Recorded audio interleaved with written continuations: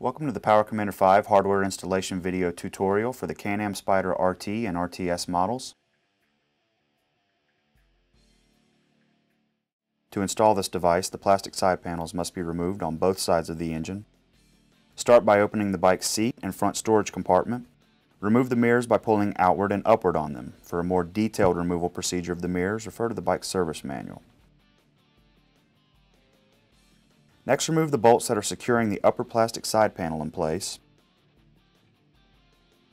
Also remove the plastic pop rivets under the front storage compartment lid that secure the front of the plastic panel.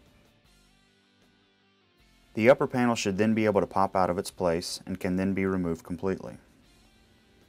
Next, remove the inner black plastic cover by removing the screws that secure it in place.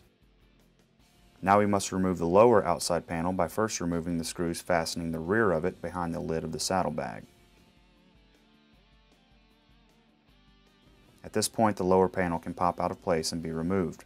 Repeat this entire process on the opposite side of the bike so that all 6 plastic panels from both sides of the bike are removed.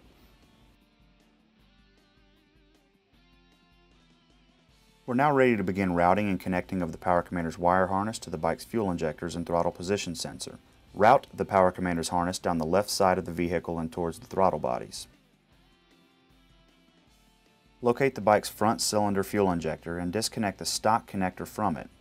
This is located on the right-hand side of the vehicle to the right and rear of the airbox.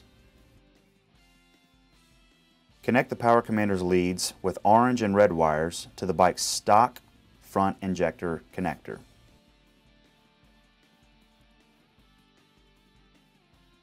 Next, connect the Power Commander lead with white and orange tracer and red wires directly to the front injector.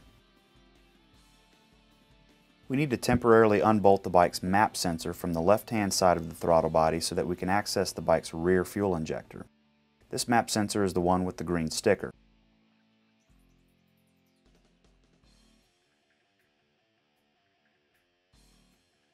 Once we have access to the bike's rear injector, we will disconnect it from the injector and connect it to the Power Commander lead with yellow and red wires. Then we connect the lead with white, yellow tracer and red wires to the rear injector and resecure the map sensor to the throttle body. Next, locate the bike's throttle position sensor on the left side of the throttle bodies. Temporarily disconnect the connector for it.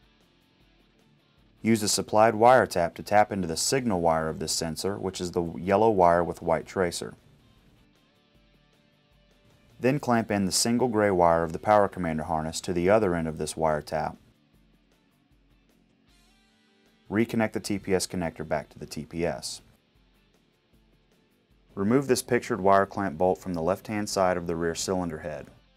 Put the Power Commander's ground wire, which is the black wire with the eyelet on the end, through this bolt and secure it to the cylinder head. This will complete the Power Commander connections, and we can now move on to connecting the supplied O2 optimizer.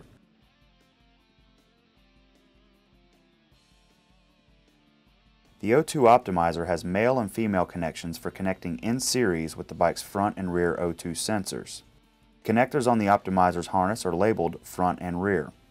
Connect the leads labeled front to the bike's front O2 sensor connectors located on the left-hand frame rail by the front cylinder.